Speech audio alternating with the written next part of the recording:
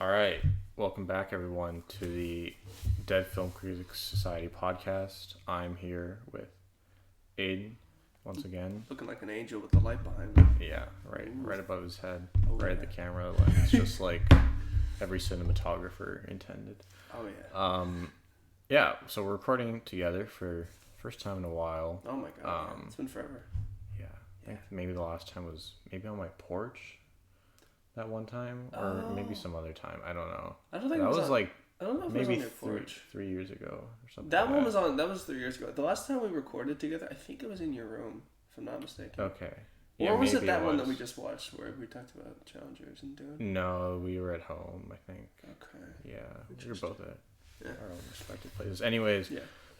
yeah, so hopefully one, it'll be a more smoother, because I listened to one of the ones I uploaded on Spotify the other day. The audio kept overlapping for some reason. I don't know. The recording just did not go well. I don't know what happened there. But you know what? That was like one of our first ones that we did. That It is was on true. The Prom, if you remember. Oh my god. Directed by Ryan Murphy. I just also I cannot say this enough, but I want to apologize for ever saying I like that movie. I've since watched it again multiple times to try and really get to the core of why I believe that, and I don't know why I did. It's terrible. And to even like hit that point home even harder, I actually saw somebody perform that play like live. Like the actual musical. Yeah, Oh, on yeah. stage. Yeah. It was much better. It was much better. Yeah, so it wasn't the play. It was Ryan Murphy. It was Ryan Murphy and James Corden. Fuck that guy. Yeah. Bastard.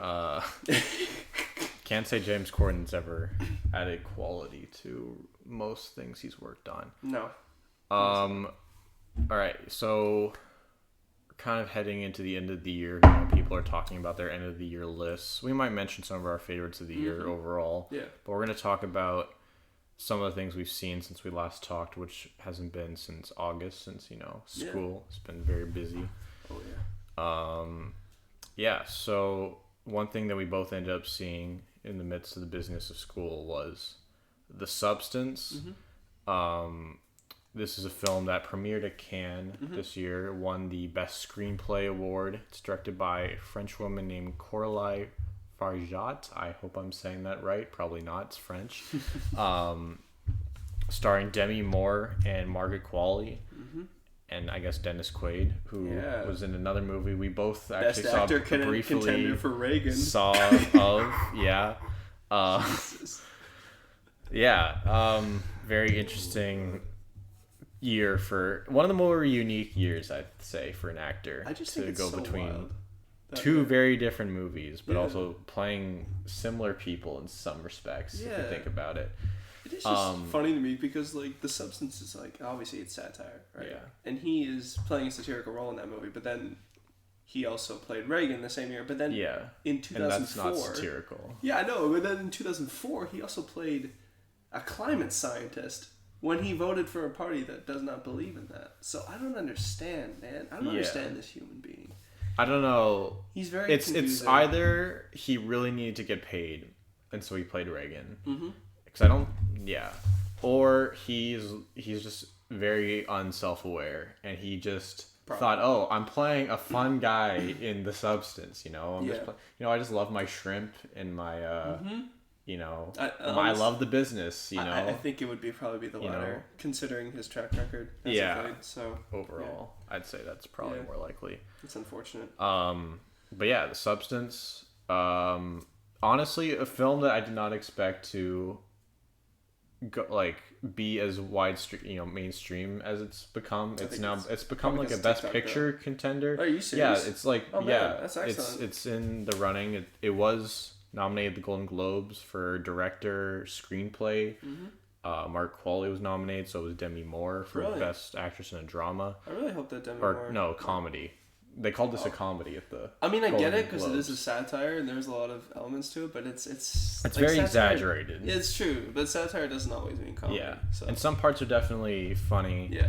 But yeah, like you said, social media, I think, definitely took this film to a place where you wouldn't expect. Because most films that you honestly don't expect to really be something that goes viral. You kind of expect that for, I don't know, I mean, mainstream movies, obviously, part of that's just because they have massive marketing budgets. Yeah. But then also, I guess, a few other horror movies and, like, Oh, yeah. genre films. But this was one, yeah, a genre film that's able to very much be its genre. Like, it's very much a horror, body horror movie, but it's also definitely delivering on, like, the social commentary and things that you kind of expect in a, you know, a Oscar bait film to some extent. Yeah. But it's certainly not that. Like, I don't think it never showed any signs of being that. No, I definitely agree with you. Like, it's I mean I want to say it's fun because, like, in a lot of aspects it is. Like, when it is, like, the way it satirizes everything, forgive the term, but it's very cunty. I love Demi Moore in the film. I think she's, like, such a queen, and I love Margaret Qualley. I think she was perfectly cast in the role. And yeah, just, like, the biggest part of, like, how social media impacted that was just, like, having them in these, like, fan cam ads. I'm sure you've heard of those before. That was, like, what that was what kind of actually made me want to check out the film, because, like, I'd seen the trailer and I was like, I don't know what this is, but it's interesting. But then I kept on seeing, like, these fan cam ads, and I'm like, and I heard people keep on talking about it, and I'm like, maybe I should actually give this a go. And I'm certainly glad I did, because honestly, the special effects they used in that movie, like, some of the best since David Cronenberg. Yeah, like, I haven't even seen any Cronenberg movies, but I've heard people describe it as, like, one of the best Cronenberg movies he didn't make. Yeah, for real. Because I think his voice wouldn't necessarily lend it the best to something like this. Of course. Yeah. It reminds me a little bit of other, like, genre films. Like, it's even, to some extent, it's only similar to something like Promising Young Woman in that it's, like, something that's, like, a little darker. Yeah. A little more, has a little more edge, that's, like, also being talked about as, like, a serious commentary and Oscar contender, while also kind of being, like, a more pulpy genre thing, which is obviously very impressive. And I think it's also a really well directed film overall. I think it has a very strong vision, lots of wide angle shots that are, like, close up. It's almost like everything's like a 0.5 in a way. Yeah, there's a lot. It does take that 0.5 thing, but actually kind of uses it in a serious manner where you kind of get, like, especially that opening shot when we first meet Dennis Quaid's character of him going in the urinal. And the camera's, like, attached to it basically, so he's right out there. You see, like, the side of his nose and everything. You're, like, really up there. No, the way he was, like, framed, like, with those cameras, especially, like, during the infamous shrimp scene. Yeah. That was, I gotta tell you, him eating the shrimp made me more uncomfortable than anything else I saw in the film. That's fair. It's just honestly, the way they framed him, the way he's just, like, going. It is very memorable for being very uncomfortable. It was very nasty. Where it's just carnage of shrimp, and you can hear the sound work on the film is very impressive, especially, like, highlighted in that scene where it's doing everything to make you just as uncomfortable as she probably is. Oh, I totally agree. If not more, probably. Yeah. I think the costumes are really good too. Yes, I think there's some very memorable costumes. Like, it's not, like, very maximalist in any way necessarily. Like, they're all wearing fairly normal clothes, but because she's a Hollywood person, they are able to, and she's working with big, like, star productions, that she has very interesting costumes. Like, I remember, Margaret Qualley's outfits for the show and for when she's that bathrobe with the dragon design on the back of it and the biker sort of outfit that honestly that was her best look in the movie. That was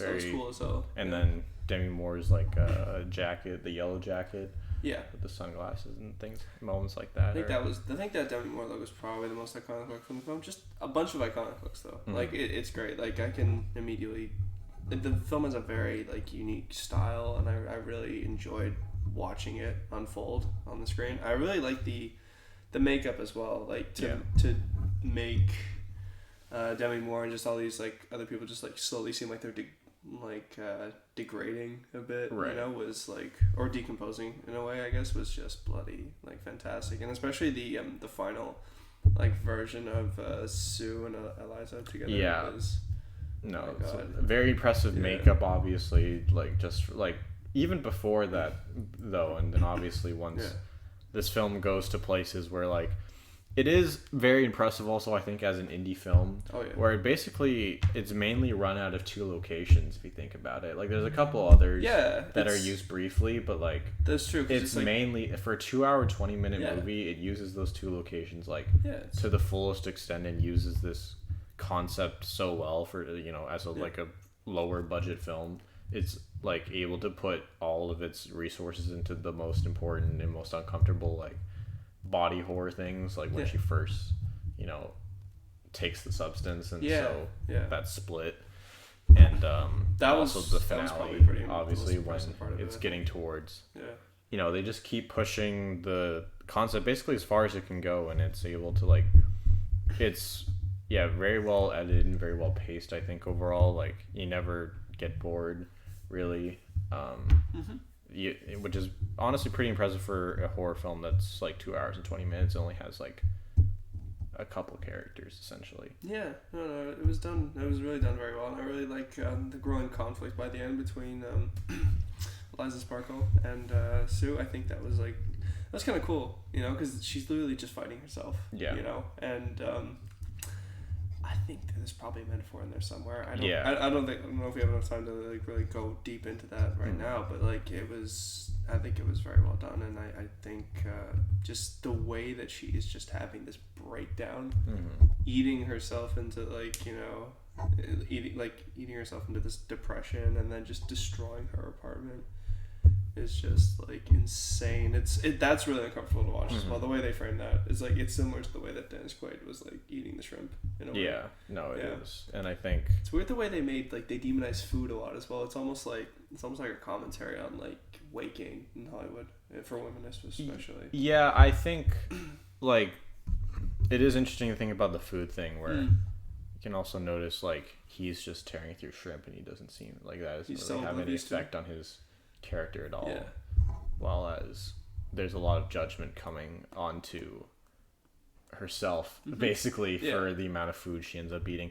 I think it's also like potentially a quick commentary on how like it can be on many things, but like you're obviously on your self beauty and how you view yourself, that's very clear, but also then I guess like what you do with your time post retirement, like and it could also be a commentary on how much like just America and capitalism like kind of forces you to put everything into your job, and then when you're done it, some people might be just so dejected and unsure what they should do next that they just don't do anything that's good for them, and they just kind of end up in a rut almost. Which is unfortunate, because like we saw like by the end Demi Moore's character, like she gets asked out on a date by somebody who knew her before and isn't judging her because of her age, and she sabotages that herself because of all the societal like pressures that have been put upon her, and like like what Dennis Quaid's character's like speech like did to her, like it made her feel like even though she's Demi Moore and we all know she's gorgeous, she doesn't feel like she's gorgeous, and it's really telling example of like what I think a lot of like women in Hollywood today face, or even just women in the world. I know my mom certainly has had troubles with that. I'm sure your mom probably has that too occasionally. But like as women age, they're like they don't get the same treatment as when they're younger, which is it's unfortunate. Yeah. Sure. That's about as much analysis as I want to put into that, but I think it's also like can be a commentary on fame, clearly. Where I think for just a lot of stars, they rely so much on the applause and the work that they do to be applauded, to be kind of what boosts their self-esteem, that like they can almost forget how to boost their self-esteem outside, like, and do things that make them happy outside of it.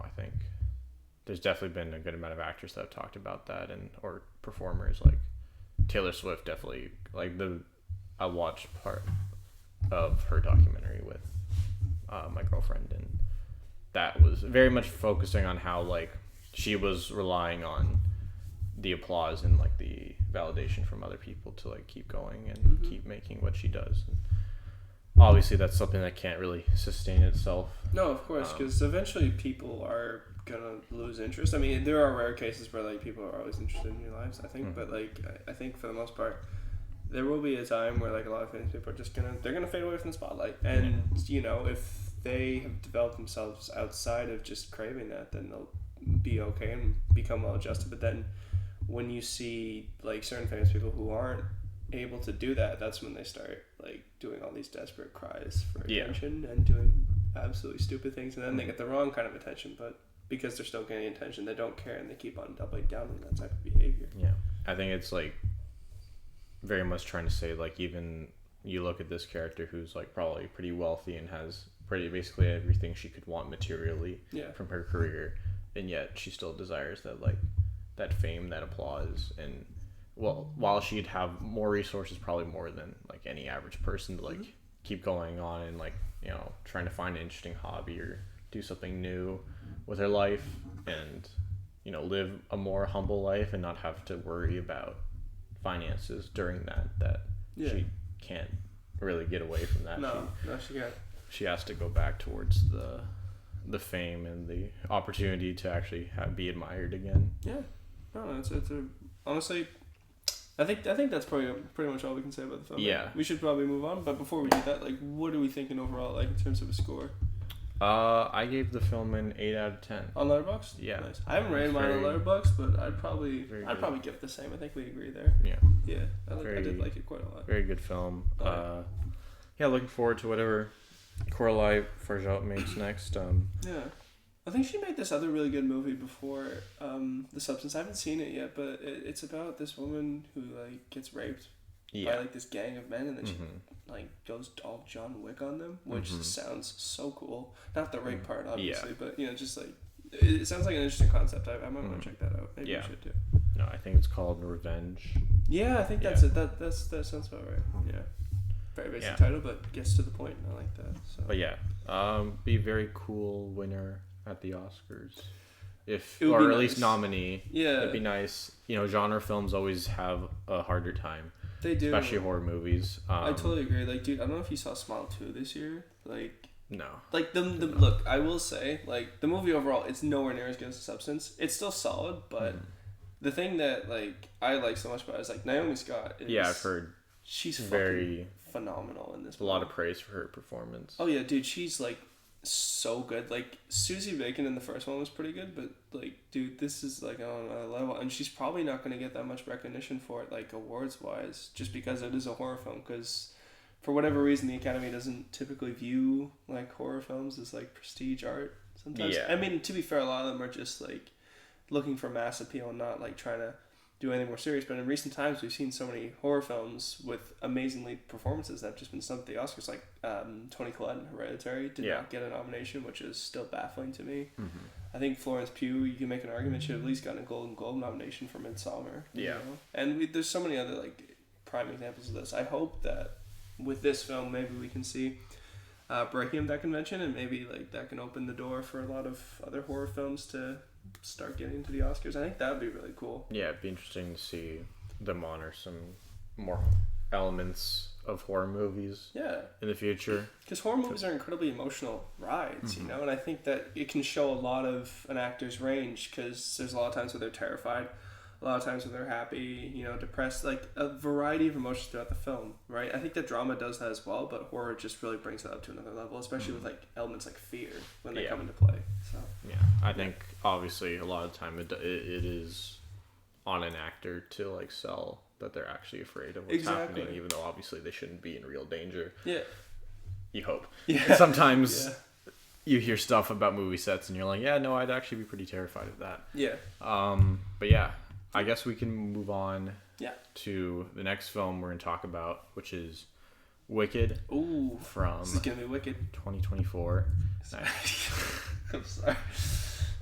Directed by the one, the only John M. Chu. Hell yeah. Starring Cynthia Erivo, Ariana Grande, Jeff Goldblum, Michelle Yeoh, Ethan Slater.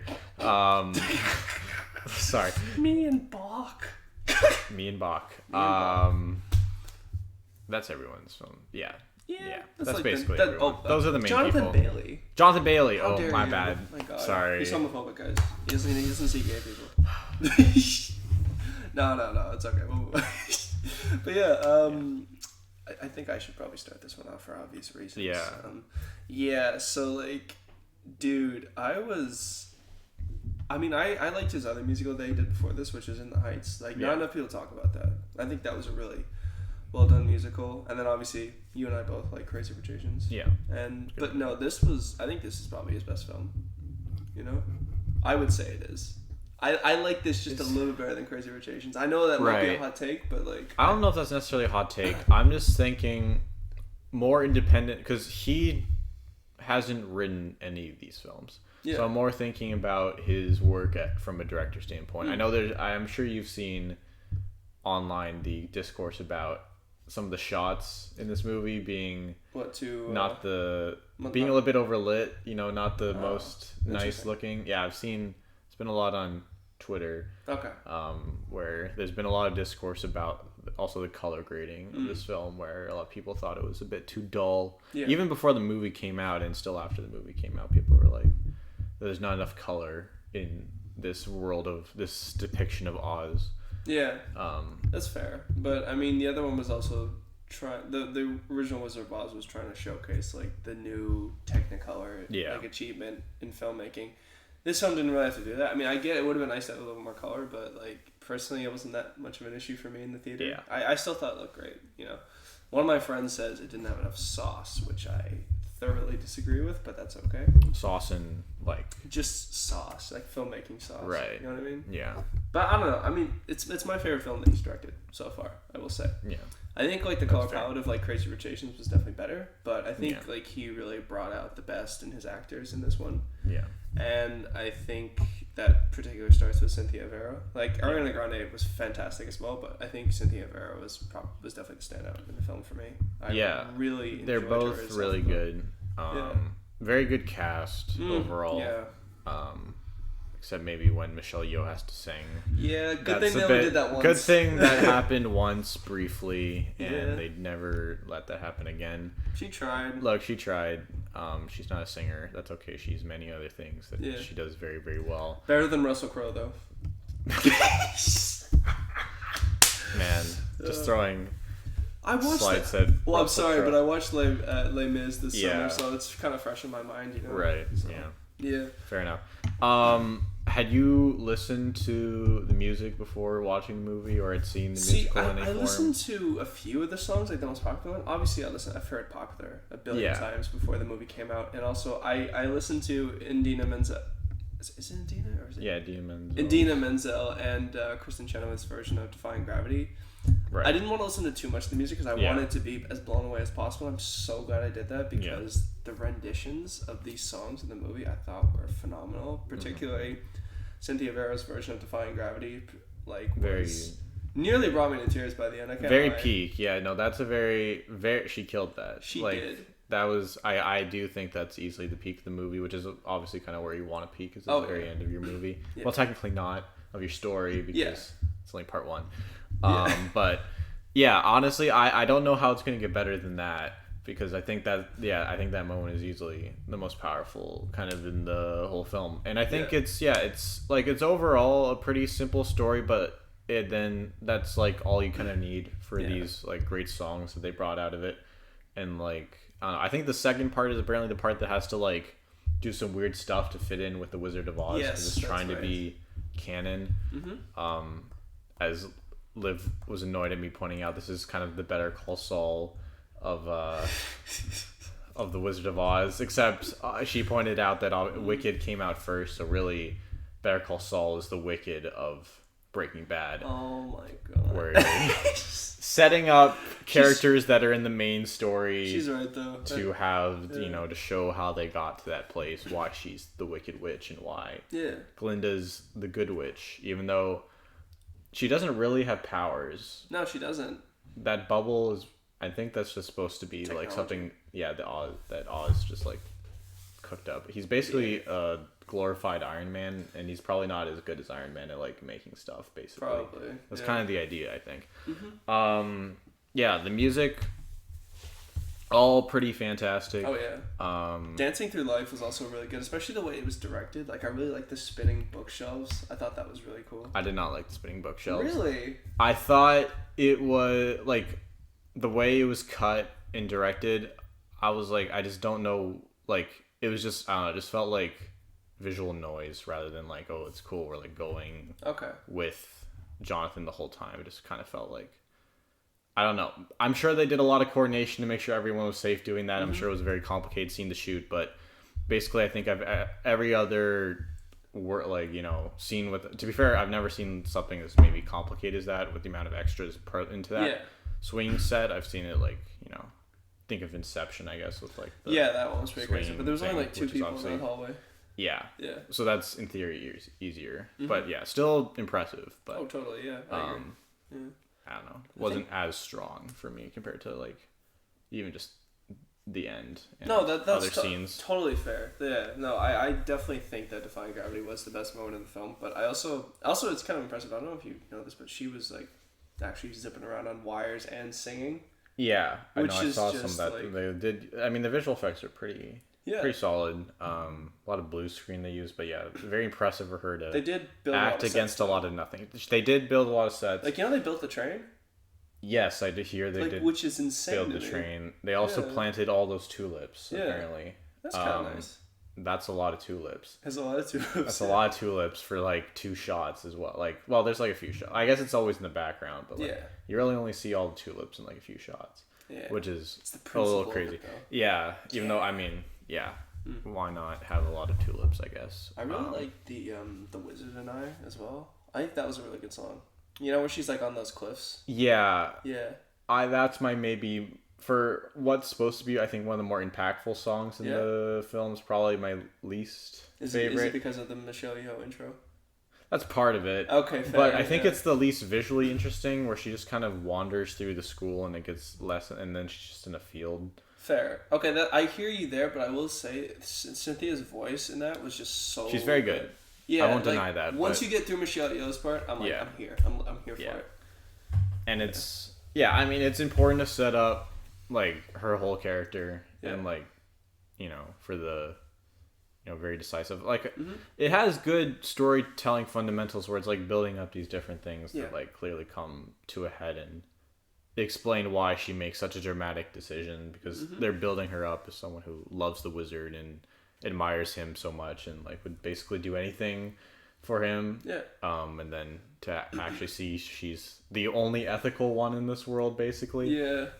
Spoilers, I guess, for Wicked, but it's been out for a while. The Wizard of Oz is not actually a wizard, guys. No way. It's crazy. I've known that since 1939. And in fact, he's a bit of a fascist who is trying to get rid of the animals and not letting them talk. Crazy. And basically she's the only one who's willing to stand up to it, and then because she has powers too, that makes her wicked. That's basically it. That's the simple way to tell the whole thing. I mean, I think they do a good job. Like, they build up all the characters very well. I am a bit surprised that Madame Morrible, like, that's the character I think could also swing the tides in theory, where like if she's on Erivo's side, because she's also powerful, like the two of them probably, because I mean, Glinda's a nice friend and everything, but she has no powers. Yes. So, like, she has maybe some influence, I guess. But, like, obviously, she's portrayed as a character who will just go along with what's easiest in the end, because she does just kind of, doesn't necessarily betray her, but just kind of lets herself be taken away, stops helping her. They don't leave on bad terms, though. Yeah. Which is nice.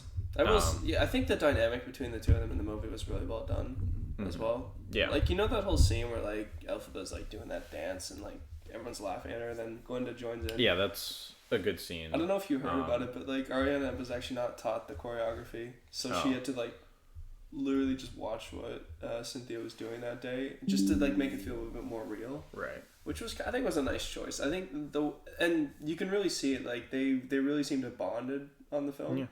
And they seem to be friends in real life now, which is cool. I think that always helps when you're portraying two characters who are supposed to be really close, if the actors get close, like, off. Yeah, for sure. I think that worked very well. I do think that's maybe the part that I was worried about the pacing, but the pacing's pretty good. Yeah. Overall, for especially a 2-hour and 40-minute movie that's covering a 2-hour 40-minute musical, I thought it, nothing felt too unnecessary. I don't know. Yeah. I'm sure there's a lot of work to do that. So honestly, pretty impressive, like I guess screenplay and direction wise, to make sure that you could fit everything in. But then also not, and then make it long, I guess, but also not make it for it felt like forever. Yeah, no, it was paced I do think the part that drags a little bit is once they become friends. That's the part. That's when it actually starts to pick up again, because I think it slows down a little bit before then. Like I like is it called Is the song called Loathing? Is it just called Loathing? Yeah. Is it? What is this feeling? What is this feeling? Yeah. It's a good song, pretty great song, I'd say.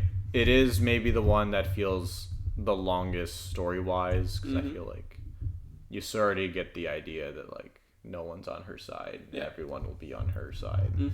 It's kind of ideas you could infer. I mean, it's a great song. I can see why they obviously... And the choreography as well. It's the most cuttable, but it's also a good song. Yeah. Like, that was in the original musical. I think, like, people would have rioted if he took that out. Yeah, and obviously it was one of the things that took off for them once social media was... Oh, yeah, like, everyone's doing that. It's trying crazy. to do the book dance that they're doing. It was like that and, like, that Target commercial that Cynthia did. That's my line. You know what I'm talking about? Have you not seen that? No, I don't think I've seen the full thing. I sort of Cut to recall... it right now. I recall it a little bit, but yeah. If you find it, put it in the edit. I think it'll make sense. But yeah, no. It's just like her. She's got a green Target shopping cart, and like people are like doing the riff. Yeah. And like then she just steps in. But it got memed to hell. Like people started slowing it down, speeding it up. It's like turned into brain rot really fast. Right. It's kind of funny though. Yeah. Honestly, this was something I was kind of doubting a little bit. Yes. At first, I thought it was going to be potentially dragged to this movie, by Liv, but musicals. There's some musicals like the songs have to work for me, like the majority of them, obviously, and they did.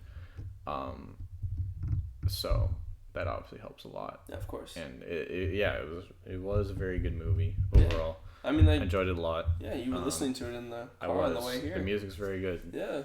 I'll listen to it, most of the songs, anytime. Maybe not the Peter Dinklage as the goat song. Yeah, that's definitely one of the weaker ones for sure. But it's more of a commentary song. It feels it probably could just be dialogue. Yeah, it could just be dialogue, but I guess it's a little more interesting for it to be a song. Of course. I guess. Yeah. Gives Peter Dinklage a chance to sing, because he can't sing. Yeah. Yeah. I will just like mention one more thing. Like I know we kind of like briefly touched on it before, but like I think Ariana Grande was also really good in the film, and it shows that because obviously you probably know like she was a huge Wicked fan growing up, and like this is like her dream role, so you really feel that passion on screen. She really embodies the character like so perfectly. Like people were like worried before, like, oh, she's just gonna be like Ariana Grande, like in a Glinda costume, but no, she like really embodied the character that Kristen Chenoweth originally played on Broadway, and I thought it was like honestly one of the more flawless portrayals I've seen in a while in a movie. She really embodies that character well, I think. Yeah. Actually, I don't know if you heard about this, but the director John M. Chu was he was trying to turn one of the songs, I can't remember which one it was, but into more like a song that Ariana Grande would sing, and she was like vehemently against that because she wanted it to be more like the musical. Like they were going to add like kind of like a hip hop beat to it. Oh, okay. But she was like, no, absolutely not, and thank God for that. Yeah. Because I think that would have kind of ruined the movie just a little bit if they tried to add too much of Ariana Grande's influence. Probably would not have been necessary. Definitely not have been necessary. I think the songs are very good as they are. Oh, they are. And there was definitely no reason to mess with it. Totally, yeah. Steven Schwartz is a fantastic songwriter. Yeah. Because he did I don't know if you noticed, he did the songs for like The Prince of Egypt as well. Have you seen that movie? I have seen it probably when I was a kid. I can't remember anything. I just rewatched it recently, so that's okay, yeah. I know, but yeah, no, it was... Yeah, no, the songs still hold up, and yeah, no, he's done one of other like, good stuff. Yeah, he did. I mean, I very much understand why Wicked is one of the most beloved musicals across the board. Still running on Broadway and the West End, if I'm not mistaken. Yeah. Yeah, it's incredibly popular. Hopefully I get to see it one day. That'd be really cool. That would be cool. Yeah, I'd be definitely wanting to go if I got the opportunity now. Yeah. This movie successfully converted me to being a fan of Wicked. Nice. How's it feel to be gay now? Don't. I'm sorry. I'm It's okay. I'm sorry. Yeah, it's not just Jonathan Bailey in the movie. There's also Ethan Slater. Oh my god, yeah. You know, That whole behind the scenes who is a drama typical was... straight man who left his wife and child for a pop star. That was unfortunate. Honestly, that was one of the things I was worried about was gonna ruin the movie for me, but like it really didn't. I still enjoyed it a lot. It's just unfortunate that it happened because it was a really shitty thing to do. But all of those thoughts went out the window when I saw Jonathan Bailey for the first time. I was like, whoa. I had never seen Bridgerton, and like I hadn't seen Fellow Travelers yet, so I didn't really understand the hype. But like, ladies, I get it now. But he's mine. You can't have him. He doesn't like women. So I mean, He doesn't like women. yeah, So. it's crazy. Yeah, Jesus Christ, I gotta calm myself down. Olga was actually very hot in that movie. He is very good. He's very charming. Yeah, he was actually just like really good in the part as well. Aside from that, I don't want to keep objectifying him, but like he was a good Fiyero. Yeah. I mean, part of him being good in the role is him being hot. Yeah, literally. So he does that well. Yeah. Good role. If that was, very good job from him. Yeah, he's a good dancer too. Yeah, he's a good dancer. Yeah. I like the song, I like Dancing Through Life too. Yes. Even if I didn't love the Turning Library. That's fair. That's okay. But that's a me thing. That is a you thing. Yes. That is a me thing. You know. Yeah. I'm sure they put a lot of hard work into it. Oh, totally. Yeah. Yeah. I don't know if there's anything other than this is another big Oscar contender actually. Yeah, which is good. You know, this is something win some awards that people even thought might be able to win Best Picture. I could see it, but I prefer it if Dune Part 2 won, to be honest. Yeah. Right now it does seem it'll probably be between the top 4 right now. Seemingly are Anora, The Brutalist. Yeah, I've heard of this. Wicked, and then probably Conclave. Oh man, really? Or Emilia Perez, I guess. Okay. Are kind of the two that are a little less likely. Those are kind of the top 3 though. Dune. That is really unfortunate. Probably won't.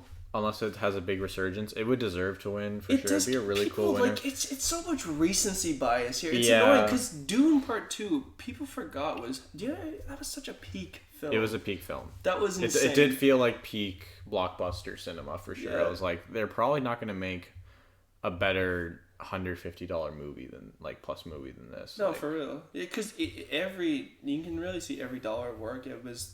I think it at least should win cinematography. I would be surprised. It should, yeah. I would be surprised if it didn't. Also, I know that we've kind of talked about this movie already, but the fact that its score is not going to get recognized on a technicality is mind-boggling. It's so stupid. It's the repeated themes and stuff being too much of the film. They nominated John Williams for Dial of Destiny. That's such bullshit. I forgot. I know. I forgot. Yeah. I think that's part of the reason they changed the rule. I think that he did technically make enough. Obviously, it repeats the main theme, but I think that's the only thing it repeats. I don't know if they did that on purpose just to add to his 50, 20, at least 20, maybe I don't know. He has a lot of nominations. How many wins does he have? 3 or 4 probably. I don't think he has that many. Yeah. But you know that what's a bit crazy also is that the Wicked score was on the short list. So I guess there's enough score in between the songs. Yeah. That's original that it counts as an original score. See, I do like the score, but I don't know if it deserves to be nominated, you know? Yeah. I don't it would feel weird considering the main score is the songs and the songs are not original. Yeah. So and it could all the scores adapted screenplay though, probably. It can. Yeah. Musicals usually have a harder time getting that. I mean, especially for something like this where it's I don't think this is much evidence of it's not a screenplay movie, obviously, because a lot of it is the songs. See, that's why I'm saying that I think it should. I don't know if it will though. That's the problem. Yeah. Because you are right though, because it's not as much about the dialogue, but it is unfortunate. Yeah. Probably won't get Best Director, which I think is deserved. I don't think John M. Chu would deserve to get nominated this year, considering the other. No, the other ones are just too are stronger. Yeah. Ariana Grande though is definitely in winning contention for supporting actress. Yeah, I think Cynthia Vera should at least get nominated. She Best probably actress. will. People are expecting that. Yeah. She probably won't win. Probably There's not, a lot of hype behind Mikey Madison for Nora. Yeah, I've Seems heard about like that. She'll probably be the front runner for that. No one else. It might get SAG Ensemble, but no one else in Wicked is really expected to get nominated for an Oscar. Yeah, I mean, that's fair. I don't think it has to be between like Cynthia and Ariana. I don't think those were the two standouts. And it'll For sure. probably get nominated for something like costumes. Probably will get nominated for maybe Makeup and hairstyling. It'll probably win production design. Oh, for sure. Yeah, if it doesn't, I'd be really surprised. Because I don't really think there's a stronger contender other than Dune, and they probably won't give it to Dune just because we've already been to Arrakis. Yeah. They usually like awarding the films that bring us to a new place. Even though we've been to Oz before, this is like the first time they've really, done all these sets. Like they built a lot. Like you said, they built the train. They built a lot of shiz. Yeah. They really built just the Emerald used- City. They did, yeah. I'm glad they used CGI to enhance actual stuff instead I of am just glad having that green screen. he did that, which I mean, in theory, should be the bare minimum. No one should be shooting something that's almost pure blue screen. Yeah, That's pretty idiotic. That pisses me off so much because, that confuses the actors, because it's really hard to deliver a convincing performance when you have nothing to go off of. Yeah, You know? it takes a lot to do that. It does. So it explains why, a lot of the prequel Star Wars movies have such bad acting, I think, because they relied way too heavily on CGI. Yeah, probably. Yeah. Yeah. So, probably get nominated for Best Picture. Mm-hmm. Best Picture. Could win, maybe, probably not. But it's possible. I don't see it know. being A a lot dark of horse people like contender. this movie. Dune 2 better get nominated for Best Picture.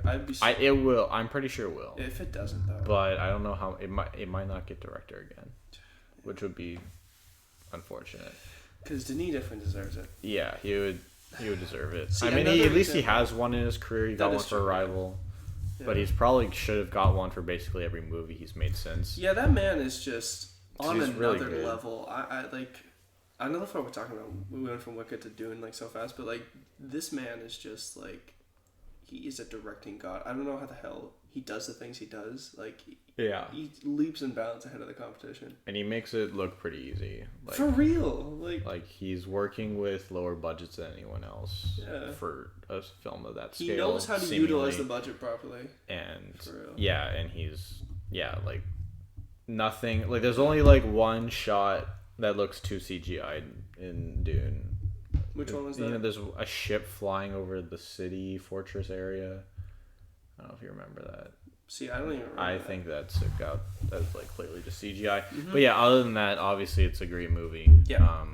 That's something that's definitely on. I don't know. We can probably quickly just mention maybe some of our favorites of the year. I think that would be clearly one that we Dune both 2 mentioned. is probably it's between that and Wicked are my two favorites of the year. I think. Oh, okay. Yeah. Yeah. So I think that's it. That's all we can say for Wicked. We can give it Yeah. a score. Even though we just finished. I know. talking about Dune. We do apologize. I think one of us might have ADHD, so we kind of get sidetracked easily. But to summarize, Wicked, excellent film, great music, great cast, particularly Cynthia and Ariana, and I'm excited to see part 2. I'm sure you are too. I have to wait a fucking year though. Oh my god. Do you know anything about part 2 yet? I've actually kind of read ahead. Oh, you did? Of the book, yeah. I know what happens, but I'm probably gonna forget. I'm gonna Okay. gaslight myself into. You're gonna forgetting, gaslight yourself into forgetting. so that I can just. That's go what I into did it. when. Do you remember Yvonne at Park Reddit? Oh yeah. Yeah, he told me the end of Avengers Endgame. Before you saw it. I think, or not the whole thing. He told me specifically about, I think, Captain America picking up the hammer. Why did he do that? He was just trolling, That's a fucking dick move. and oh I my cared. God. That was probably the last time I cared that much about a spoiler. Oh my god. And Yeah, that was the peak of Marvel. yeah, That's gone downhill since then. I mean, No Way Home was a brief bump up, Yeah. but then it went back down after that. yeah. So, anyways, but I would probably give Wicked. I think I might give it an 8 I'd also give it an 8. I really liked it. So not as strong as The Substance for me personally, fair, but yeah. Yeah, I think it deserves an 8. Mm-hmm. I think it's a very good movie. Yes, holding space for Wicked. Holding space for Defying Gravity. Yes. All Do you right. have any idea how that started? It was an interview. Oh, it was an interview. So the interviewer was basically talking to Cynthia and Ariana about that, and like, they had no idea what the hell she meant, but they were being polite and just pretending to be like intrigued and like in deep thought about what it meant, you know. But it doesn't mean anything. Right. What does holding space mean? I don't know. I was like, I don't know. It's in the way that you like honor something. It's like, I don't know. It's like how you like symbolically clear an area in like, I don't know, like an altar or something. Yeah, I like have for no idea. God or something, but in this case it's for Defying Gravity because it's just such a godlike song. I guess I don't know. It's just like a nothing like phrase. It's like, you remember in Glass Onion how they were talking about like all the nothing phrases that Edward Norton's character was saying, like abbreviate, you know, it doesn't mean anything, like that sort of stuff, you know. It's just maybe.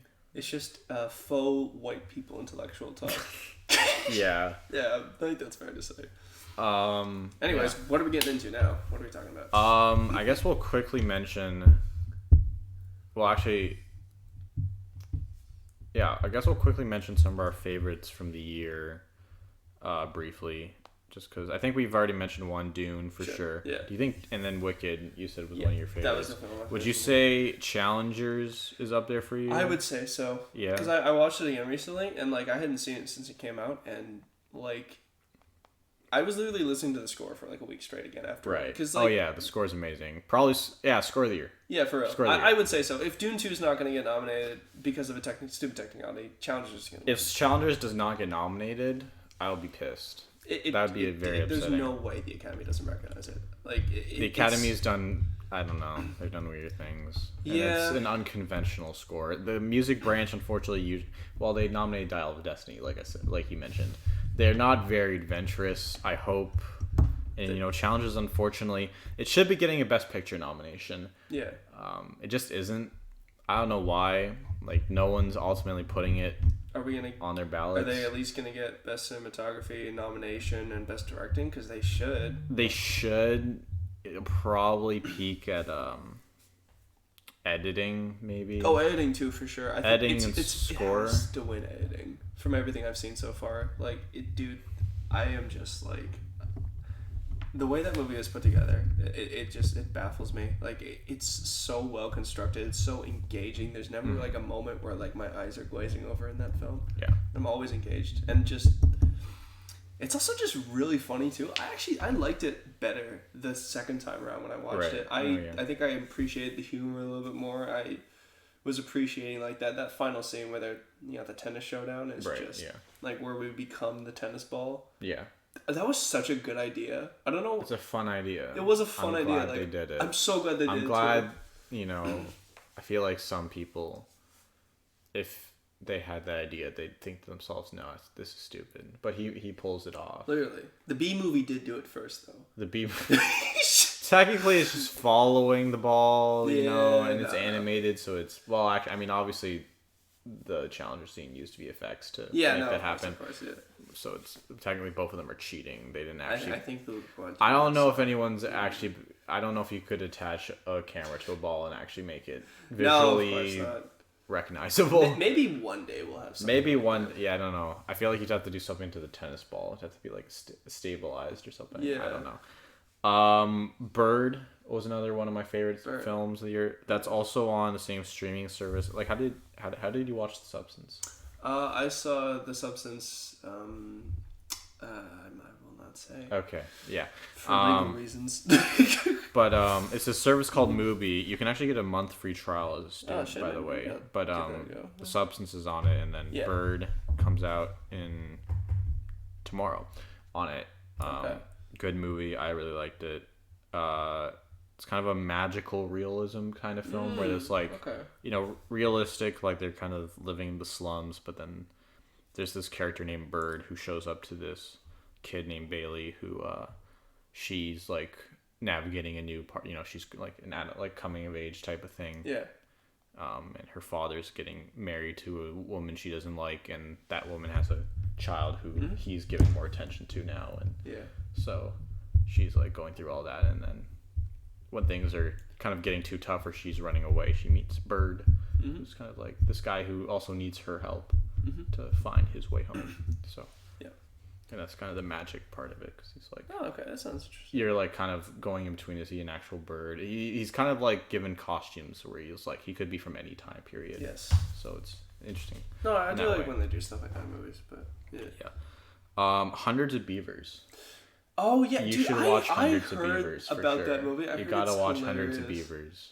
Isn't it just like all the animals are just people in like costumes? Yeah, right? Yeah, it's great. Yeah, you gotta watch Hundreds of Beavers. No, I will watch it at some point. I promise you that has been on my list since I heard about it, because like what a crazy concept for a film. I think that's hilarious. It's great.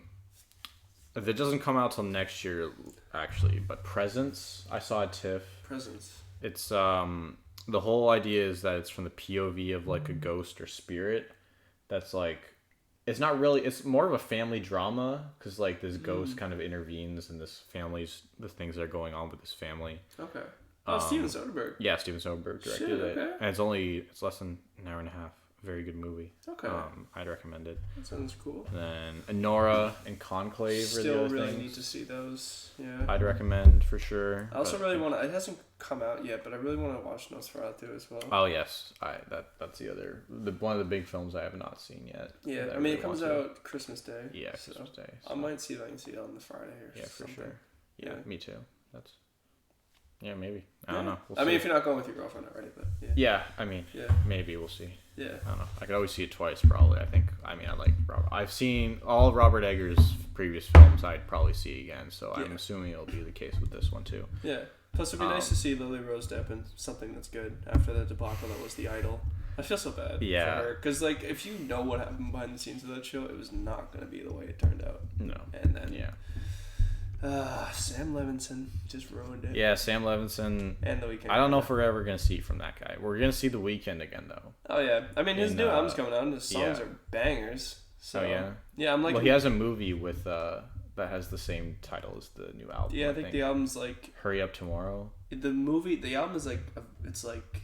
How do I describe this? It's almost like the movie's a musical, it seems like. Really? Or not like a musical, or like but the songs will be incorporated. Yes, every song from the album it's like a visual album, except instead of like a music video for every single song, it's just gonna be like a movie. Right. Yeah. Interesting. Which is kind of cool. Huh. Yeah, it's being directed by Trey Edward Schultz, who directed Waves and It Comes at Night. Oh, I know It Comes at Night. Yeah. Those are films I really like. I especially like Waves. I recently rewatched it. It's still really great. The football player who like has the wrestler. He's a wrestler. He's a wrestler. Who, injures his shoulder. Oh, okay. I think I might be thinking his life kind of falls. But then the second half is about his sister. Oh wait, no, this is the same film with Taylor Russell and Kelvin Harrison Jr. and Sterling K. Brown. Yeah, I thought he was in that movie. Okay. Great movie. That's why I have some faith in it. But The Weeknd's also in it, and as we know from his last project, that is the same writers who co-wrote it with Sam Levinson. So that's not great. But Trey Edward Schultz also worked on it. I think he's a better writer than Sam Levinson, but that's not saying much overall. Yeah. Considering I think Sam is definitely a better director than he is a writer. Yeah. And it kind of is the case for this director as well. So I'm hoping the screenplay is just not trying to do too much, or trying to be too weird. And if it's just vibes, I would be happy with that. Yeah, I'd be totally fine. I mean, it has great actors. Jenna Ortega's in it, right? And Barry Keoghan, so should be good. After cheating on Sabrina Carpenter, okay. Those are just rumors. Yeah, but like I don't know. I think it's fishy. It is a bit fishy, you know. Yeah. Yeah, I don't know. If he did though, you're a fucking dumbass, man. That's all I could say. I'm sorry. Like Jesus Christ, I would. You know what? I'm gonna just stop talking before I say some weird shit. But like, yeah, if I had a woman like Sabrina Carpenter, maybe I wouldn't like Ben. We'll see. But Anyways, it's not like one of my favorite films of the year, but it's like my favorite bad movie I've seen. I think ever, honestly. Megalopolis. Right. Now, obviously, like I just said, this is not a good movie. It's easily Francis Ford Coppola's worst movie. I think it might be worse than Jack, which is already a crazy ass movie. Have you heard about that one? I've heard of it. Yeah, but do you know what it's about though? No. So it's like Robin Williams plays this kid, but like he has the body of like a 40-year-old man, and that he's played by Robin Williams. Right. And like it's just a very strange film. But yeah. This is easily worse. Right. It has a who's who of Hollywood sex offenders. You got Dustin Hoffman, Shia LaBeouf. And, well, actually, I don't think Jon Voight. Jon Voight isn't like a sex offender, but like he's done some questionable things for sure. Yeah, and just like the direction is terrible. The visual effects are terrible. The acting is, oh my god, it's so fucking awful, but at the same time amazing because it leads to some of the most unintentionally funny moments I've ever seen put to cinema. Like there's one 15-minute stretch of the film where the main character played by Adam Driver is like tripping balls at like Madison Square Garden. In this universe there's like it's like Rome. There's like Colosseum shows here, which is also really weird, but we don't have time to get into that right now. But like he's tripping balls at this Colosseum show. And he's doing all these weird hand moves. I'm not even exaggerating. It's just like this, right to the camera, and it doesn't make any sense. And then it's just cutting back and forth between shit happening. And every time it goes from something sort of normal to him just doing this, I lost my mind. I was laughing my ass off. It's it's so fucking funny. And then in between all that, he's getting like framed for raping a teenage girl, and then it's completely dropped 10 minutes later, never comes up for the rest of the movie. I love when movies do that. Literally, it was so dumb. That's crazy. It makes no sense. And then, I don't know, he has this weird way of speaking. It's just like, I mean, you've seen the clips, so you know what I'm saying. I've seen the main clip. Yes, so we'll go back to the club. Back to the club. Like, what the fuck, man? Like, Adam Driver. Iconic line delivery, really. I mean, it's flawless, really, if you think about it. It's gonna be. It'll be remembered more than most lines delivered, even from the Best Picture winners, probably. If you think Honestly, about it. It's on the level of like Spider-Man 3 iconic bad lines. I think for some of those. Like, also there's one scene where like, I mean, Aubrey Plaza has a bunch of like stupid iconic lines as well, but there's one scene that involves her and Jon Voight where he's like basically on his deathbed, and like her and like his son come into the room, and he's just like, "What do you think of this boner I got here?" And then it's not a boner, it's a fucking bow and arrow. And he pulls it out, he shoots both of them, and I'm just like, what is this movie? Like, I that's the thing, I can't really tell you what this movie's about. Okay? That's crazy. I didn't look at my phone for the entire thing. Literally could not tell you what exactly the start of the whole plot was. It was just 2 hours of nonsense. It insists upon itself. Right. But you know what? It was fun, and honestly, if I want to have like a bad movie night, I'm putting that on. It's bloody hilarious. Yeah, I'm gonna have to. Yeah. Check it out sometime. You definitely should. If you ever want to watch it, let me know. I'd be down to I would be down to cry again. It was so fucking funny. Yeah. But yeah, I mean, also did not do very well. Can make a sick double feature with Joker. Too, maybe. I will never watch Joker 2 again. Don't you dare. Oh, you watched it? I saw it in theaters. You watched the whole. But I had half price tickets, so it was fine. I was not going to pay full price for that because I was already unsure about it. But that's another movie I'll talk about in a second. But Megalov was fun time if you want to watch a bad movie. Yeah. Put it on, you'll have a good laugh. But this movie did not do well at the box office, as I'm sure you probably heard. Made like 12 million on a budget of 120. Yeah, something like that. And Francis Ford Coppola basically bankrupted himself to finance it or something. I don't think he bankrupted himself. He obviously make himself a lot poorer if he lost like $100+ million. That is true. But I mean, he's also like, he'll be okay. He's gonna die soon. So I mean, he's pretty old. He literally said that himself. At least he's self-aware. He's like, yeah, I know I'm old, and so this is like my last chance to make movies, so I'm just gonna do it my way. This money is, he's like his children are fine. They basically all have jobs in the film industry too. So, yeah. The they don't need that nepotism. generational. They don't need Yeah, truly. Except at least some of his kids are actually kind of talented. Right? Most of them. Most of them are. Most of his family's actually talented. Yeah, like Nicolas Cage, Jason Schwartzman is pretty talented. Roman and Sofia Coppola are also. Sofia Coppola. At least Roman's been writing on Wes Anderson's coattails. Oh, really? Yeah, he's written screenplays with him I didn't know a few times. Yeah, and then Sophia's obviously a pretty acclaimed director in herself. Ever since Lost in Translation, so. Yeah. No, there's some good genes in that family, but I think this man is obviously well past his prime. I mean, I respect him for making the movie his way, but did it have to be like this? He did it his way, my way. Well, that's what he would say, probably. Yeah. But anyways, we'll move on. But you basically touched on like most of my favorite films of the year. Like I really like Smile too. I kind of briefly mentioned that earlier, mainly because of Naomi Scott. Fantastic time. I liked it a lot better than the first one. Yeah. And the whole concept of like being haunted by this entity, like while you're like a famous pop star, was a really good. It was a really unique concept. Yeah. And I'm glad they went forward with that. But yeah, do you want to mention like a movie that we hated as well this year? Considering you brought up Joker 2, because that's gonna make my answer. All right. Well, we were mentioning our least favorite films of the year. Yeah. I need to check my list. Oh. Wait, did I actually do that? No, I didn't. Okay. Trap is not my least favorite film of the year, but it's not good. Okay.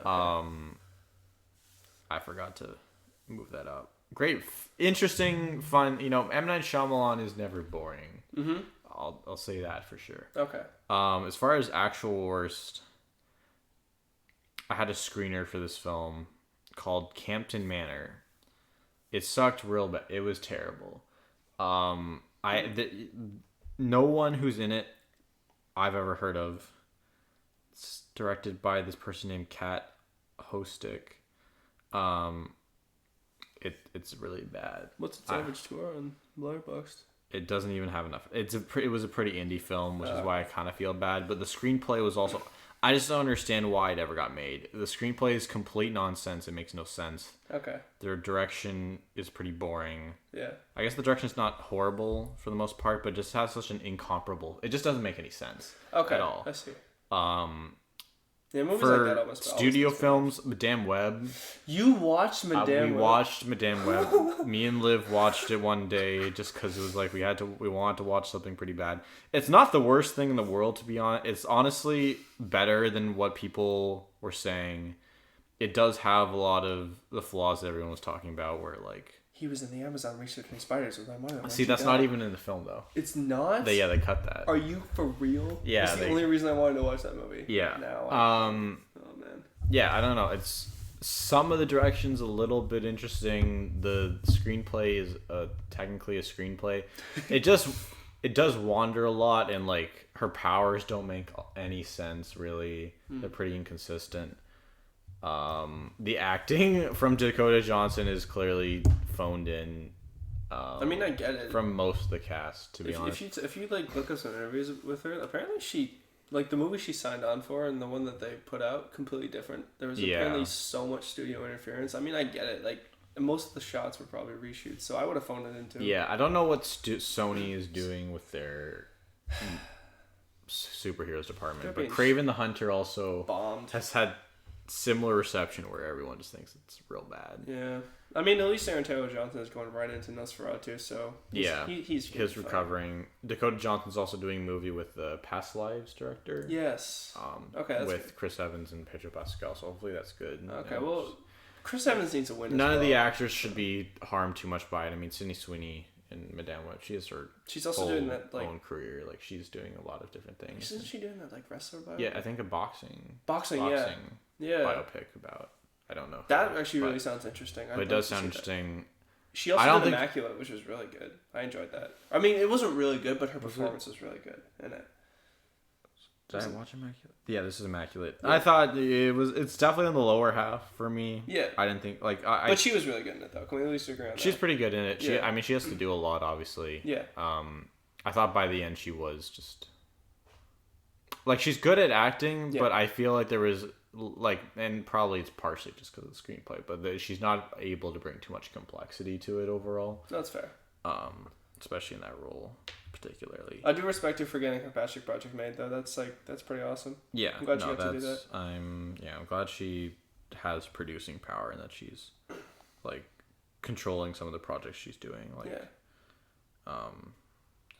And that she could get part of the reason she could get something like Anyone But You funded was the success of something like, well, not the success, but being in Madame Web, I think, helped encourage Sony to actually greenlight that movie. Yeah, which honestly, another movie that I didn't think was that great, but I still enjoyed it. You know, her and Glen Powell have good chemistry, but but honestly, the movie that I think I despised the most this year, I already said it like 3 times, so it's not gonna be a surprise. I hated Joker 2. Yeah. So much. You have no, dude. I have not been that pissed off leaving a movie in forever. I would have been even more pissed off if I paid full price for that. Right. I'm so glad I had discounted tickets. Thank you to Cineplex for that. But that was just the biggest pretentious piece of shit attempt at a blockbuster musical I've ever seen in my entire life. It's so bad. They waste Lady Gaga. She's a good actress, but they do nothing with her. I mean, thank God that she can sing, because otherwise I wouldn't be able to handle some of the musical numbers, because Joaquin Phoenix cannot sing anymore.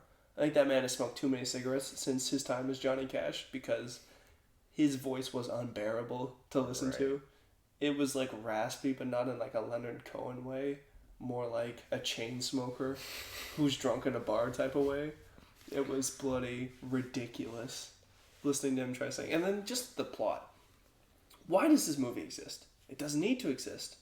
The first Joker, while not a great film, I think it was an interesting film to watch. I think he was really good in it.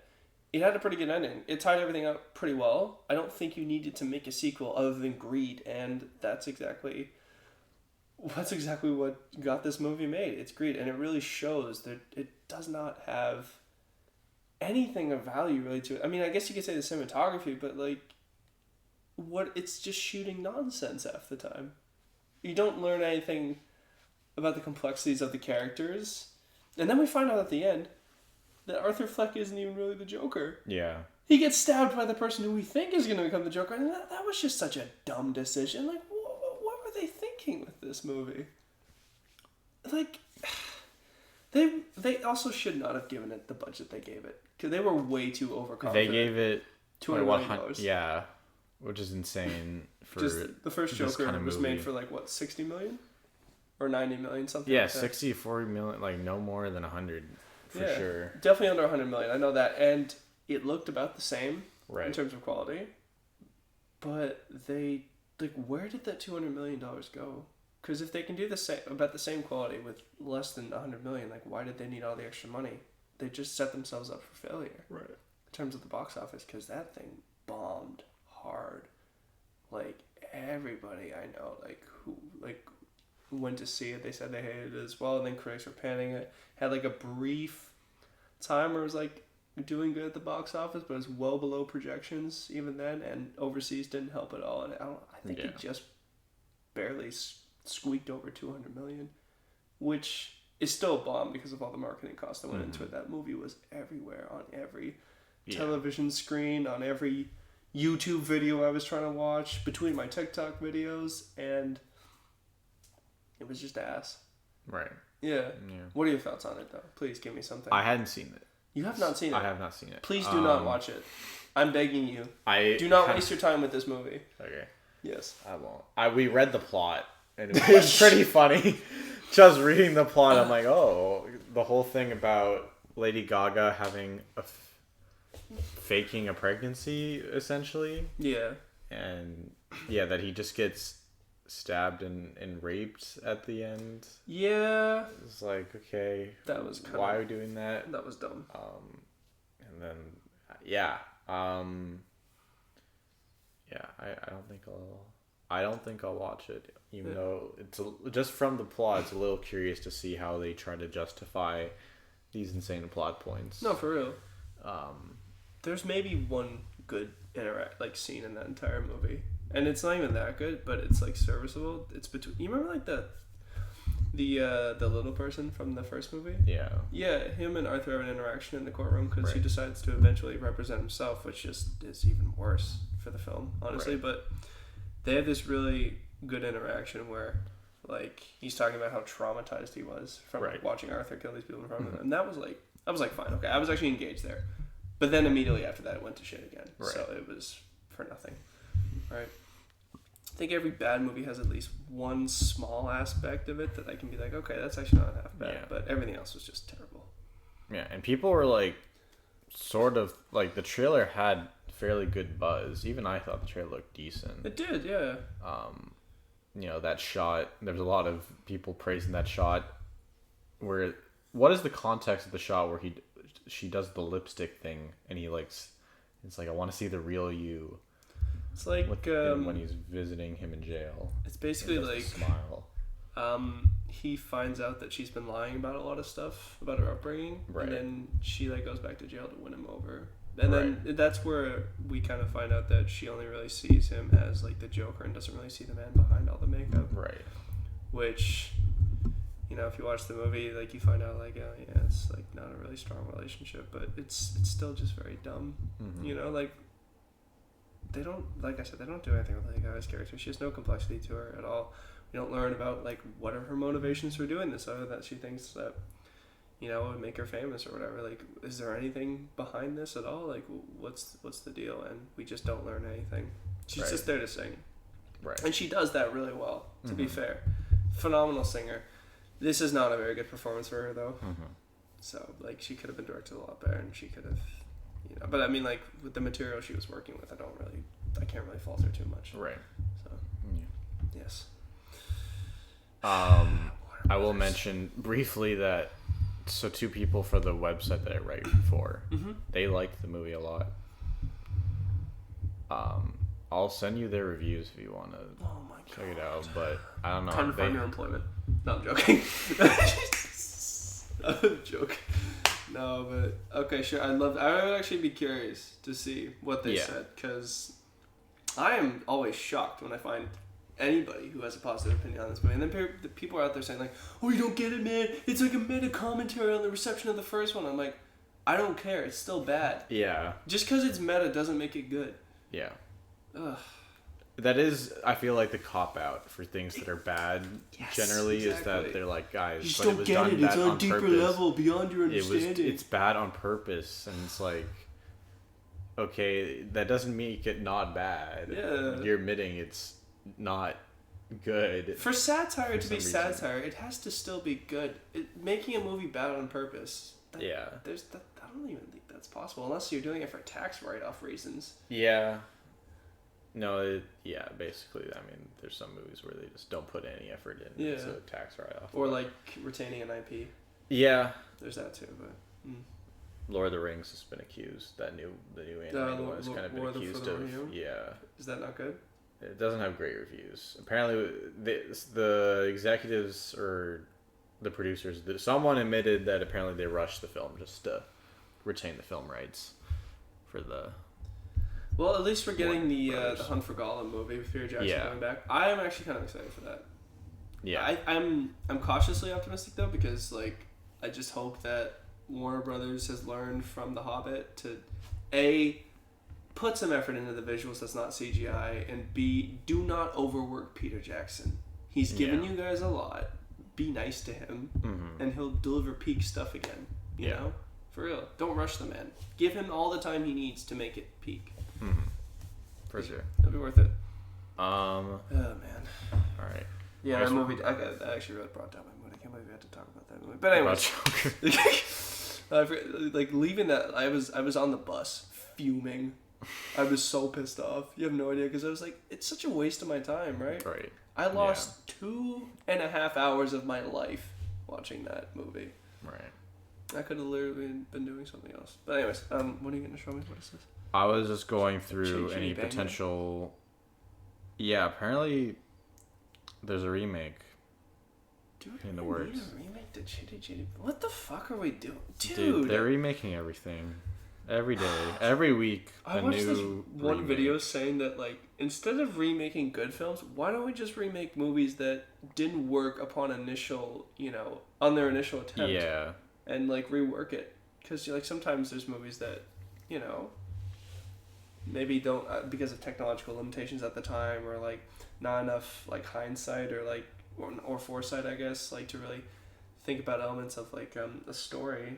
They weren't executed the best, but I think, like, those movies should be the ones that we focus on remaking. Yeah. Have we done that, like, already? Like, what's an example of that, do you think?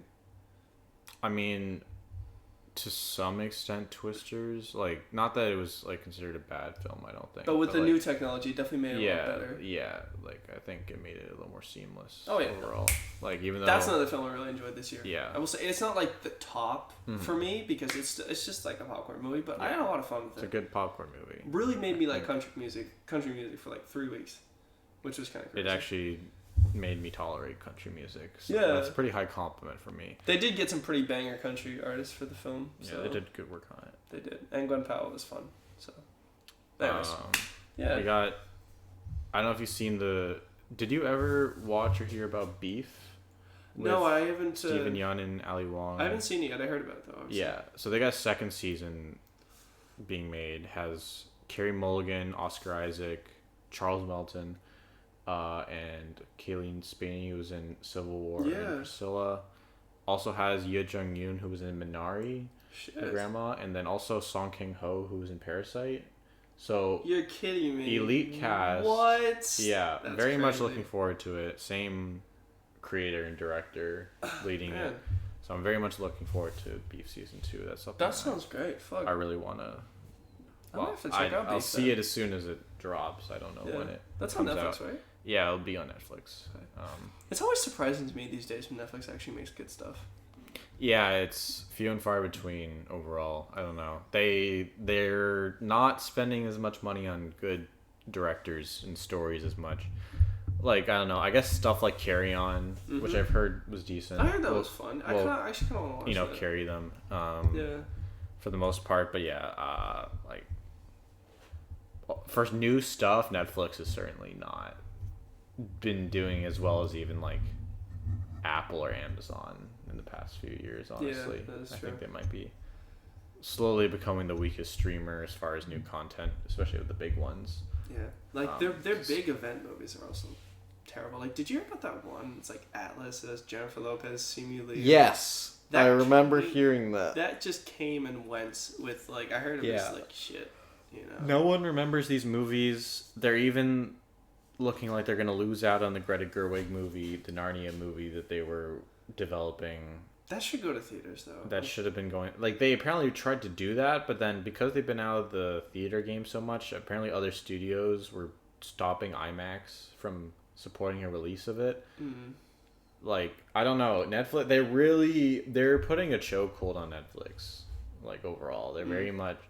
It seems almost maybe part of the reason they have to stream everything is because the other studios want to kind of bully them out of the game again, because they're in a weaker position as they've ever been, because all these companies own their own like platform, so Netflix is more or less working with what they've made themselves, plus sometimes being able to make licensing deals. I'm sure it's a little tougher, honestly, in the US to sound too. like Blockbuster. Ooh. Yeah. That would be kind of ironic. That would be ironic if Netflix just kind of died out. But that's kind of the route I see for them. At least their TV is... They're going to lose Ryan Johnson after this next Knives Out film, from the sounds of it. He's apparently preparing another original sci-fi project, and I'm sure other studios will pick it up. That sounds great. But at least we'll get to see the new Knives Out movie, because Yeah. I got to tell you, like, those movies have been phenomenal so far. Those movies have been really good. I've had a lot of fun Great, with them. interesting cast coming up again. Yes. Josh O'Connor Priest. That's, Oh, yeah. End of That's sentence. gonna be nice. So, yeah.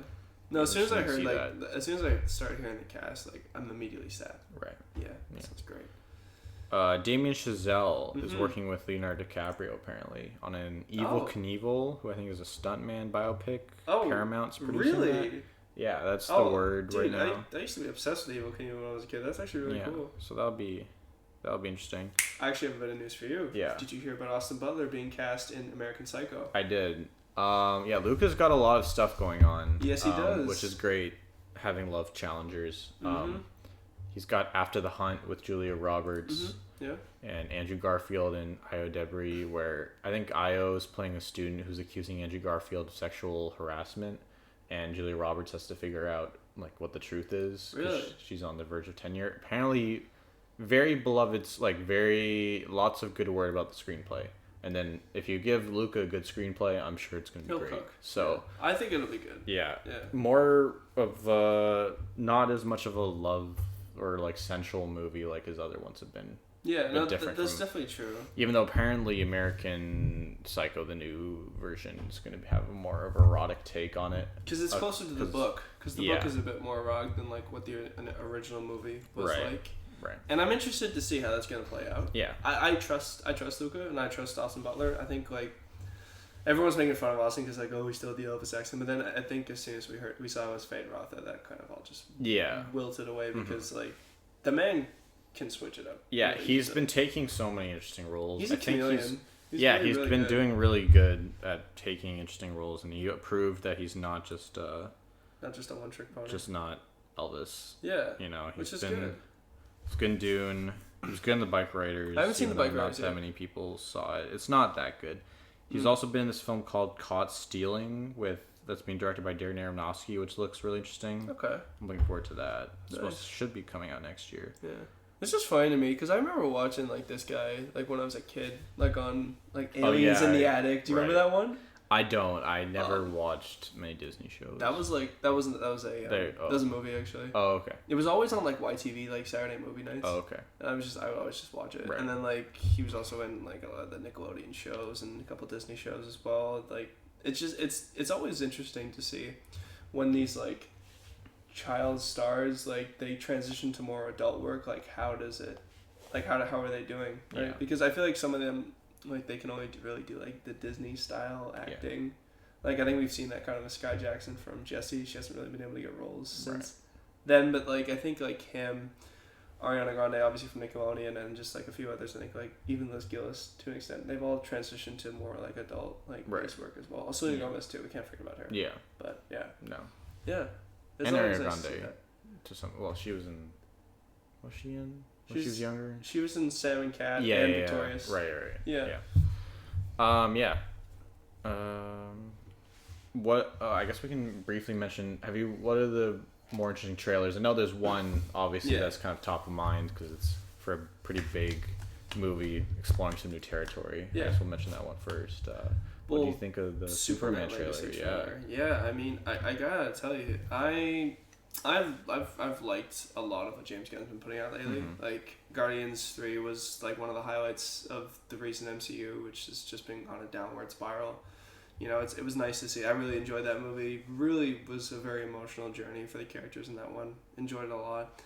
I really liked the Suicide Squad as well. Yeah. Like that didn't do as well because of like COVID and then like it's released on HBO Max. Yeah. But that was still like that was one of the best movies from the DCEU, not the DCU. Yeah. Confused. But yeah, no. This trailer looks great. I think it was a good first like trailer. Like I like how there's not too much dialogue. We don't see too much about the actual plot of the film. It was good to see Nicholas Hoult as Lex Luthor. I think he looks the part, and he's a phenomenal actor as well. So I think he's gonna bring something new to the table. I already like him a lot better than Jesse Eisenberg as Lex Luthor, and I haven't even really heard much dialogue from him yet. So I mean, I'm not too worried about this film. I think it's gonna be good.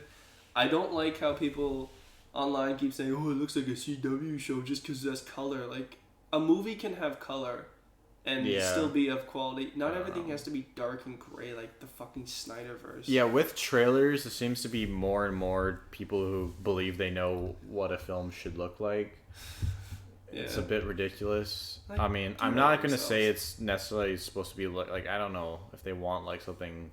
I don't know what people want. It's just like there's always seemingly something people are going to have a problem with. I don't know. Or should look more artsy or something, but it's like it's a Superman movie. I don't know. Exactly. Plus, what we his want character's here. supposed to be about hope. Like, yeah. He's supposed to like, having some color I think definitely makes sense. Exactly. Like I was definitely hoping for a more optimistic I'm sure that's what he's going for overall. Totally. Even though it's a little weird to think of James Gunn as optimistic, mostly because he, like, kind of thrives, and, like, one of the whole jokes in the Suicide Squad is that they just murder a village of natives. Yeah. But no, his movies have been pretty colorful for the most part. Like, the Suicide Squad, pretty colorful movie, especially with some of the characters' costume choices, and then also, like, specifically more in Guardians of the Galaxy 3. I think that was like a very colorful, like, film. Even, like, Guardians 2 is also very colorful. Like, he does a lot of cool stuff with color palettes lately. Yeah, and he has a good sense of humor. He does. Which I'm hoping they'll bring to this film, too. He did actually say that it won't be as much humor in this movie. Like, a reasonable amount, you know? Like, he's been very open. Not as much as the Guardians, because I think it makes sense for the characters overall. Like, none of them are necessarily jokers compared to, like, I don't know, Rocket Raccoon making quips every other scene. And then, I'm thinking, same with Chris Pratt. Yeah, no, I definitely agree with you there. Yeah. Star-Lord. Yeah, but I think, like, most of the jokes are probably going to come from someone like Jimmy Olsen, if I'm being honest, or maybe a couple from Lois Lane. Yeah, I don't think Superman will be making too many jokes. I don't think Superman will be making too many jokes. Yeah, I think that that's just not in his character, which is cool. That's totally fine. You know, you gotta, like, have people surrounding him to do that. But yeah, I mean, I'm optimistic. I think it'll probably be good.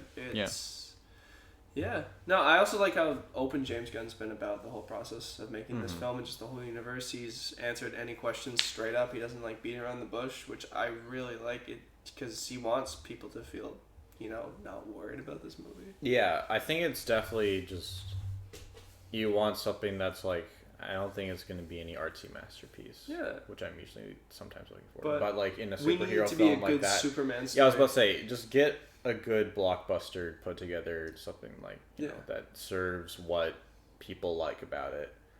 Yeah. And it should be fine, and it seems that James Gunn will probably be able to deliver that. Like, you know, even something as, like, you know, I think that I normally see in other films is just, like, as pandering as a dog.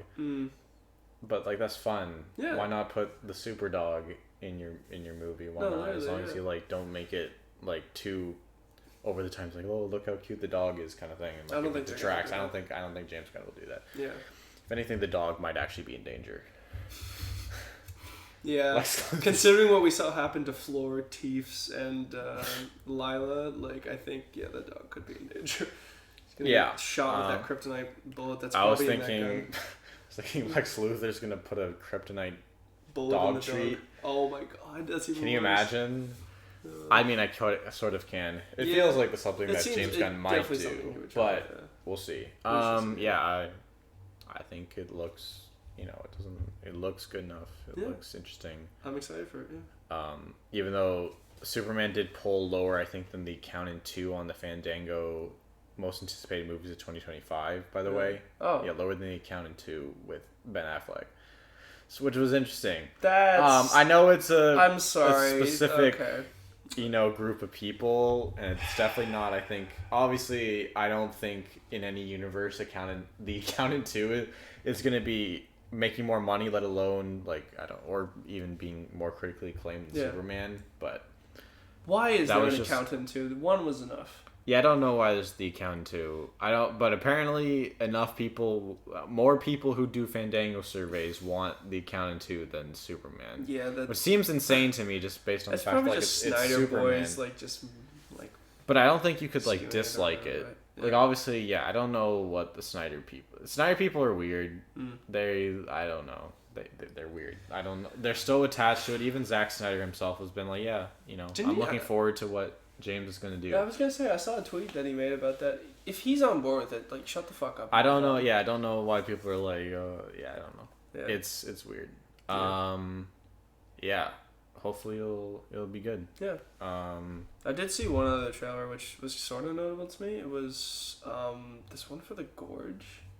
Yeah. It's like a Apple TV movie. It looks sort of interesting. I'm hesitant though to say. I don't know if it'll be very it's the kind of thing I'd want to see really definitely be critically acclaimed. Yeah. I don't know if it will be.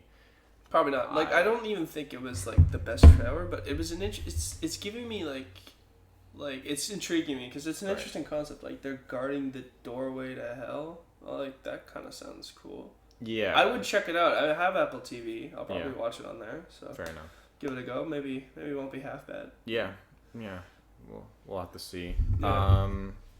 What about you? What's some trailers you've seen? Death of a Unicorn was one. That Yeah, I came just saw that the other. That looks really weird, but in a good way. Yeah. I'm a little like it looks maybe like everything for these like dramas, especially A24, has to be like more high concept. It feels like Yeah. this might be leaning a little too much onto the nose, but like even stuff that's on the nose we've seen can do a pretty good job as long as it's like consistently funny and interesting. Like The Substance, for example, like that's not something that's trying to be subtle at all with its themes, and I don't think this film will be either. But it also has to be successfully funny. The trailer wasn't really necessarily successfully funny. I don't know. The actors are not people I think inherently have faith in their comedic abilities just by themselves. It is very funny. Richard E. Grant, who's going to play the dad of that rich family who they have to like, whose house they ride at. He keeps playing rich dads. Or just like eccentric characters. Like eccentric rich dads, though. Yeah. Like, he does that in Saltburn. He was in this other movie called... What was that movie called? It was actually pretty good. It was from last year. I need to find it. But then, of course, he's playing a rich dad in this, too. So, very much being typecast as the rich dad. Yeah. In a weird family. Yeah.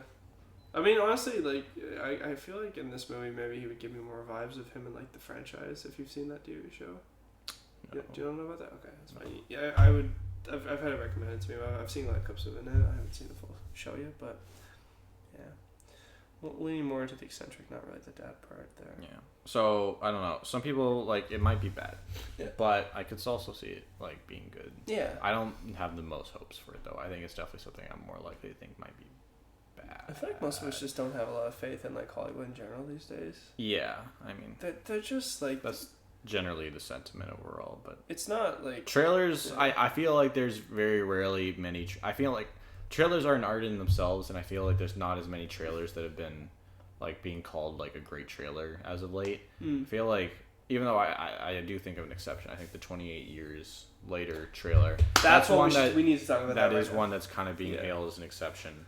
That movie looks so fucking cool. Like I like how they kept the rough aesthetic from the original with they've now used iPhones to shoot this one. Yes. I think that was a really good decision because you definitely want to keep that same vibe. I think if it was just shot like a regular like film, it maybe wouldn't hit the same because the gritty feel of the cinematography is what makes it feel such like a brutal and like scary world almost, right? Mm-hmm. So I'm very interested to see what they do, and especially like the way they use that war training poem, right? To kind of like heighten the tension in the trailer. I thought that was really well done. Yeah. That was an excellent trailer.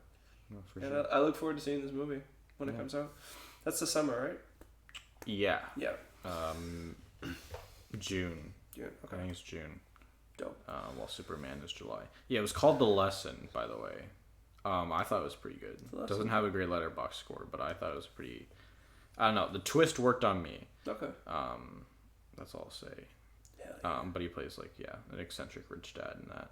I'm also realizing, looking through my 2023 list, I watched a lot more movies last year. I don't know if there's because there was more since this year's kind of been affected by the strike a little bit, or if also I know I definitely have missed more films from like festivals and things.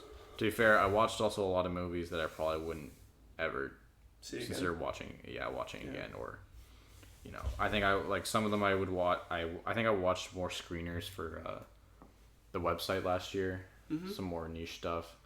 Luckily, there was one good film that I saw. It was called La Cocina, which is The Kitchen in English, which had Rooney Mara in it. That was a pretty good movie. I'd recommend that. Okay. But yeah. Any other trailers that really stood out to you, or should we wrap it up? I think we're good. I think we're good to wrap it up. Yeah. Other than, what we're looking forward to coming out soon, I guess in Nosferatu we mentioned. Looking forward to that trailer was really good though. Yeah. But yeah, that's coming out next. Yeah. The other two films I really want to see from this year are Nickel Boys. Yeah, I think that's interesting. And then also this film called All We Imagine Is Light. Was getting a lot of acclaim. It had a Golden Globes Best Director nomination. Has very high Metacritic score, 93. So very acclaimed film from India that wasn't selected as India's choice for Best International Feature. Why? Which it wasn't. in their words, it was technically poor, and it basically they also kind of said it was too European in style, even though it was shot in India by an Indian casting, like 95% Indian casting crew. So I don't know, their film federation's a bit weird. Yeah. Oh, and the other Canadian film I really want to see is called Universal Language. That's our selection for Best International Feature this year. Oh, it got on the short list. So great. it might even get nominated. That would be Hopefully. kind of cool. That'd be cool. Yeah. We haven't had a nominated film in a little bit, so. Yeah, I think the last time we did, was it Denis Villeneuve? It might have been Incendie, yeah. Because I was thinking, it definitely said, because I know Incendie got nominated. And did it win? Or did it just get nominated? No, just nominated, I'm that's pretty sure. unfortunate. Yeah. Actually, and then there's another film I really want to see called Sugarcane. It's about the residential school system. Okay. It probably will. It seems like it will get nominated for the Oscar. In the United States, it's being distributed by National Geographic. Okay. As a smaller distributor here, I don't remember. Is it who like it a was. documentary? Or? Yeah, it's a documentary on the Okay. residential school system and like the burial grounds. Okay, nice. Yeah. Hell so yeah. Sounds cool. very acclaimed. And I mean, not looking hell forward yeah to to the that. residential schools, but it sounds like a very interesting concept. Yeah, it looks like a good documentary that Yeah. everyone should check out. Yeah, so I think that's probably good. Yeah. And there. Wraps up. It's good to do another episode. It's definitely been a while. Yeah. Maybe if we both go see Nosferatu, we can do another one or something. Yeah, that'd be cool. Yeah. That'd be awesome. Awesome. All right. So, yeah. Thank you guys so much for listening to the Dead Film Critics Society podcast. And we'll see you guys next time. Bye-bye. Excellent. All right.